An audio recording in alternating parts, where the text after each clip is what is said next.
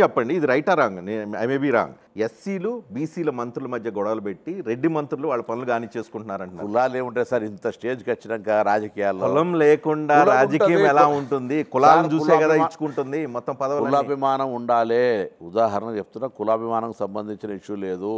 నేను బలహీన వర్గాల బిడ్డను, బలహీన వర్గాల న్యాయంగా ఉంటుంది. కానీ ఎదుటి వాళ్ళ పట్ల అగౌరవంగా ఉండడమో అనాలోచితంగా మాట్లాడడం పొరపాటు అవుతుంది. కాబట్టి అందరూ కలిస్తేనే ప్రజాస్వామ్యం అంటే అందరూ కలిస్తే ఇంక్లూజివ్ గ్రోత్ ఉండాలి.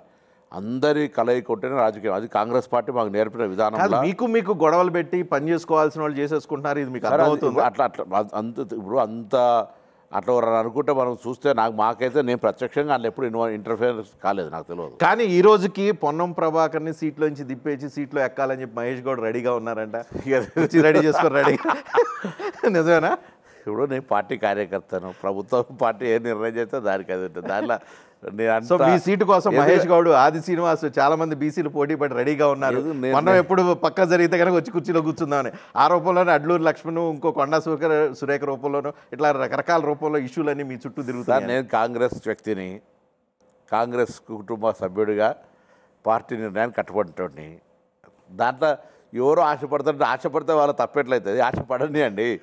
నాకు అర్హత ఉంటే నేను ఉంటా, లేకపోతే ఇంకోరు ఎవరు జీవితంలో ఎవరు శాశ్వతం. బట్ ఐఎమ్ డూయింగ్, నాకు ఆత్మసంతృప్తి ఉన్నది. నా రవాణా శాఖ, నా బలహీన వర్గాల శాఖలకు సంబంధించి ముఖ్యమంత్రి గారి నాయకత్వంలో సంతోషంగా డిపార్ట్మెంటల్ పని జరుగుతుంది. డెఫినెట్లీ నేను ఎఫిషియెంట్.